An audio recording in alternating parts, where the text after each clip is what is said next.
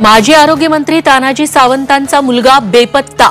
ऋषिराज सावंत पुणे विमानतळावरून बेपत्ता झाल्याची माहिती।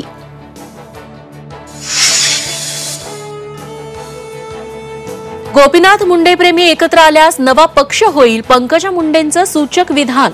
तर ओबीसींचा पक्ष निघत असेल तर हरकत नाही, छगन भुजबळांची प्रतिक्रिया।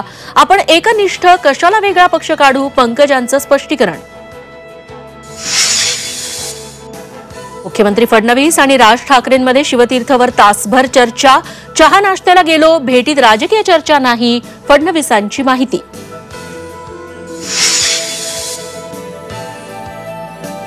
डॉक्टर बाबासाहेब आंबेडकरांबाबत वादग्रस्त विधान करणं राहुल सोलापूरकरला भोवलं।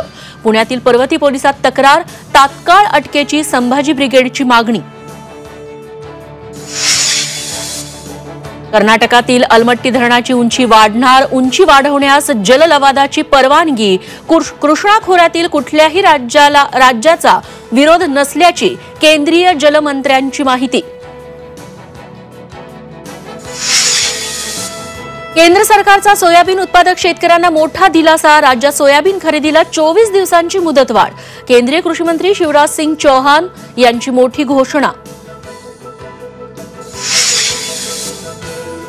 12वीची परीक्षा उद्यापासून सुरू। राज्यभरातून 15 लाख विद्यार्थ्यांची नोंद। 9 विभागीय मंडळातील केंद्र परीक्षेसाठी सज्ज। अहिल्यानगर जिल्ह्यातल्या पेडगावात कोल्ड ड्रिंक्सवर बंदी। ग्रामपंचायतीचा महत्त्वाचा ठराव, ग्रामस्थांचाही पाठिंबा। आणि नागपुरात लक्झरी लाईफस्टाईल जगणारा चोर गजाड। 18 लाखांचा मुद्देमाल जप्त। चोराकडे 1.5 लाखांचा मोबाईल, आलिशान कार, ब्रँडेड कपडे।